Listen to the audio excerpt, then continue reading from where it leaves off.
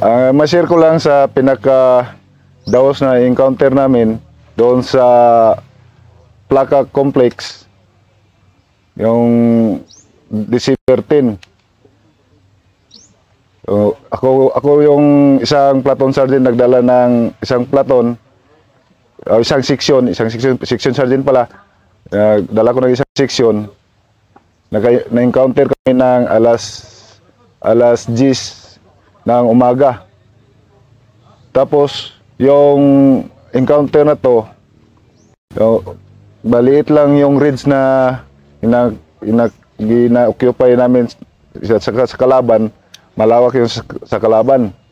Pag encounter namin, gikuman ko yung isang team na maneuver right, nag-maneuver naman yung isang team, saka hindi namin ma-assault kasi may kunti lang yung ridge. Sinabihan ko ng first team na assault, kahit gapangin lang namin dahan-dahan hanggang na kuha namin yung pinaka-hilltop ng pwestuhan sa mga kalaban sa malapit sa Plaka Complex. Sa 9, na-encounter na una yung isang seksyon. Tapos kami ng isang seksyon sa kabilang ridge. Pina-regroup kami ng platoon leader namin, platoon leader namin na mag-link up. Tapos nag-proceed may kinabukasan sa posibleng objective namin na doon nag-regroup yung maraming kalaban. Ngayon, naglakad kami na umaga, patong kami ng isang ridge na maliit lang. Kasi isang ridge lang talaga yung papunta doon sa objective na posibilidad na nandoon ng mga kalaban. Saka kunti pa yun na ridge, bangin sa kabila, bangin sa kanan, bangin sa kaliwa. Kaya doon lang kami nagdaan sa konti na ridge. Ngayon, doon pala ang kalaban nakapwesto sa parang yung salidang Hamburger Hill na tatlong layer, tatlo-apat bago narating yung sa taas. Yung unang layer pa lang inabangan namin sa kalaban, nagbulyong fire sila. Kaya yung ginawa ko na isang section sergeant, maneuver ko sa right yung isang team ko, kaso maliit. Parang nag-itik-itik lang may sa bandang right. Sinabihan ko na i-assault na lang natin to. Kahit dahan-dahan, gapang, continue fire, gapang, hanggang sa pagdating sa taas, dalawa pa lang ridge. Pagdating sa taas, dalawang ridge, malaki, parang na ganon. Kinuman ko yung isang team 1 na kunin niyo ang kabilang ridge na sa kanan, at saka yung tinto sa kaliwa. Hanggang continue fire, continue fire assault hanggang na abot namin yung tuktok, na clear namin yung tuktok, nag-withdrawhan na yung mga kalaban. Unang bulyong fire ng kalaban, may natamaan sa amin. Nagsigaw yung contactman na, "Master, may natamaan yung si Sergeant Dimenso." Sabi ko, "Sige, recover natin." Malakas pa yung putok sa kalaban kasi medyo naka-high ground sila konti. Tapos sabi ko nga, "Sige, i-forward natin yung forward natin yung 60 at saka minimi, i-recon fire, saka gapatin natin yung natamaan." Tapos na-recover namin yung na natamaan. So, i-assault na natin to para maakyat na to yung high ground. Kaya ginawa ko sang ning section sergeant, kuman ko yung tropa ko na buti maganda naman ng sa execution ng tropa ko, kahit natamaan na sa amin. Pag kuman ko, sunod naman sila ng sunod. Continue fire, may matong ginawa namin, continue fire, akyat, continue fire, akyat, hanggang naabot namin yung pinakatuktok.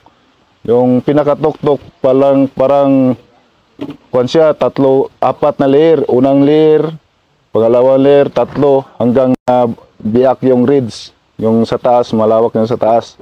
Abotan yung encounter namin, abot ng alas 10 umaga hanggang alas 11 ng malapit na alas 12 ng tanghali.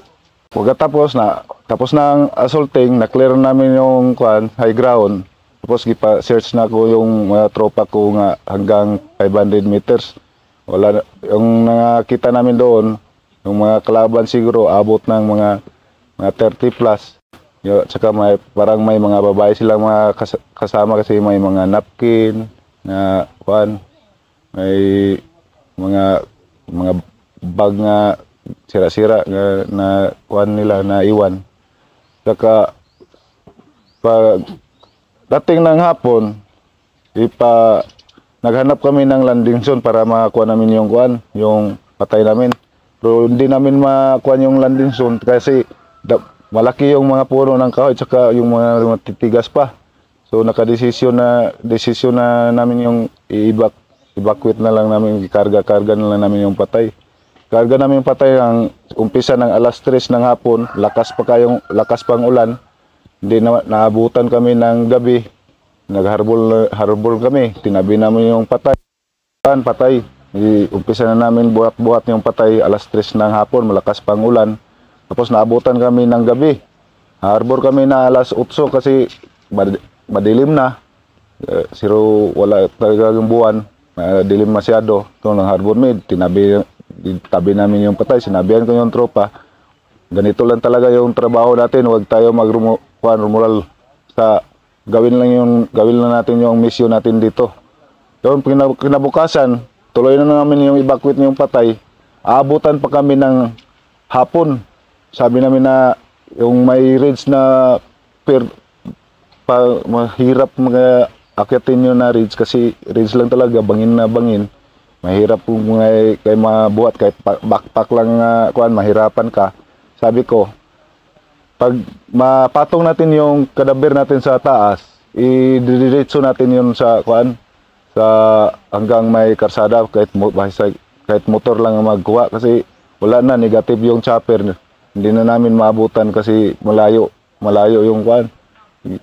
Malayo yung para lang landing zone. Sinabihan ko lang ng tropa, sige, tapos lagi itong mission. Kung tulungan lang tayo, tulong-tulong. Okay naman yung tropa na kuan, tulungay kami lahat. Aabot talaga ng 36 hours bago karga ng motor yung kadiber namin. Yun lang ang encounter namin sa Surigao. Masabi ko lang sa tropa, nagpasalamat ako na bilang sundalo na tulong-tulungan talaga pag mga ganyang sitwasyon, na magtulungan, walang kuan. Bilang isang section leader sa din, ano ang leadership style mo? Ang leadership bilang isang section section sergeant, ang leadership nga pinasunod ko sa tropa, yung respeto, tulungan yung bawat isa, kahit junior, senior, may respeto kada isa. Yung style na yan sa din, paano mo na-gain yan? Yung style na yan, yung umpisa ng private pa ako, yung time ng private ako si Lieutenant pa yun, si Sir Clarin noon, yun talagang pinasunod niya sa amin na mga disiplina nga hanggang nadala namin hanggang ngayon nga nag-abot kami ng itong ranggo. Sa bilang isang section leader, ano ang pinakamahirap na sitwasyon ng isang tao mo na kailangan mong lutasin at kausapin siya? Yung tao na sitwasyon kanang may malaki na problema na may nangyayari doon sila sa bahay niya, tapos hindi makauwi kasi kuan sa operasyon. Ipaintindi lang huwag lang mag-alala na pagkatapos nito na mission, operasyon natin, talaga pauwi ka para mong problema mo ma-solve. Paano mo pinapaintindi ang responsibilidad ng bawat member mo sa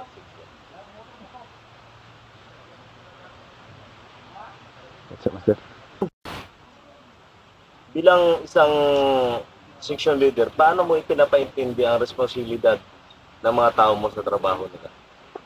Una-una, kinausap ko yung mga team leaders na yung bilang isang team leader, gampanan mo yung pagka-team leader mo, ano yung mga subordinate mo na mga teammates mo. Saka yung lead scout, ikaw lead scout, pag may operasyon, lead scout ka talaga, yung tingnan mo, yung sa harap talaga yung tingnan mo. Saka yung ikaw nga guide, yung tingnan mo, i-guide mo yung kuan, i-guide mo ang lead scout, saka tingin ka naman sa kaliwa kanan. Kasi yung lead scout nakapokus lang sa harapan. Saka pinaintindi ko po din sa kuan, sa bilang tail scout na pinakaluwis mamal na sabi ko hindi naman ganito na palaging tail scout ka hanggang aabot ka rin sa sitwasyon namin na bilang team leader o section sergeant. Bilang isang section leader, paano mo dinidevelop ang mga tao mo, lalong-lalo na yung may mga potential? Pinadevelop ko sila, Master. Halimbawa, katulad ng mga tail scout, saka yung mga PFC, mga junior PFC, encourage ko sila na mag-schooling, kahit anong mga career course na gusto nila kunin, ipakuha sa kanila para pag dating ng lang araw, magamit nila yung natutunan nila sa school, kung anong natutunan nila doon sa school. At saka ma-share naman nila sa susunod naman yung mga junior nila.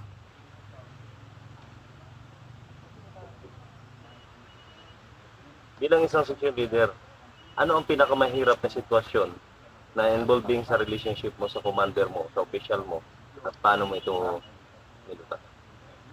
Bilang isang section sergeant, hindi ko pa yun naranasan na yung anong utos na sa commander na hindi ko sinunod. Kasi sabi nila, commander always right. Tapos saka yung inutos nila, wala namang masama na sa tingin ko. Kung maranasan ko, kung darating ng araw na may utos sila na sa isip ko mali, so siyempre hindi ko naman sundin sa isip ko mali. O magsunod ako. Baga ning ano man kuha na hindi ko nagsunod na hindi ako nasunod sa kanila nga commanders man sila. Di permission tutok lang ko sir, kasi yung si utos mo parang sa isip ko mali man, parang kuan. So makaintindi naman siguro yung mga commander. Saka yung mga subordinate na bila ako bilang section sergeant, yung anong mga kuha nila nga gusto nila iparating sa official, halimbawa sergeant, pwede ako magpasis kay ganito, may problema ako, gusto ko kasuhin doon sa bahay, iparating ko naman doon sa mga commanders para makauwi sila.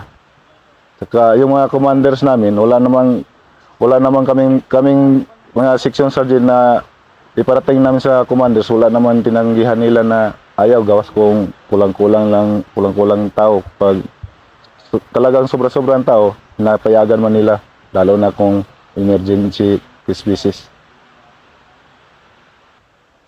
Bilang isang section leader, ano ang mga style mo para i-motivate ang mga tao mo sa bilang isang section sergeant, ano ang mga style mo para i-motivate sa mga tao mo? Bilang isang section sergeant, masabi ko lang na may motivate ko yung mga tao ko. Ipakita ko sa kanila, unang-una nga ako section sergeant nga leader, nga kung ikaw una, anong mga ginagawain dyan, ikaw una manguna magawa para sila tingin ay na kuan nga si senior, yung kuan natin section sergeant, yung ginawa mo sundin din nila.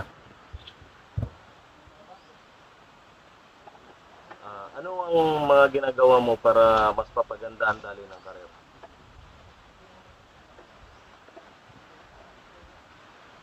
Rating ko ngayon yung designation ko. Ano ang mga ginawa mo para mas mapaganda ang daloy ng karir mo?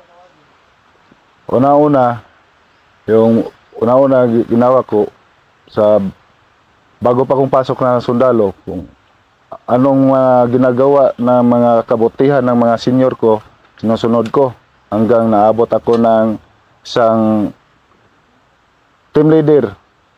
Tapos ginawa ko rin na schooling ako ng advance, nung mga schooling ako ng course ng Ranger, saka nag-schooling ako ng advance hanggang na abot ko karon nga sitwasyon na bilang isang section sergeant. Bilang isang section leader, maliban doon sa mga tanong ko, mayroon ka pa bang gustong sabihin? Masabi ko lang sa para sa ako yung mga tao na sumusunod sa akin, halimbawa ng mga Pepsi, magdarating ng mga abot na sila ng mga team leader at saka abot din katulad ko nga section sergeant, ang masabi ko lang na kung anong iutos sa atin, sundin lang natin yung mga kuhan at saka yung anong nakita niyo ng mga kabutihan ng mga senior niyo,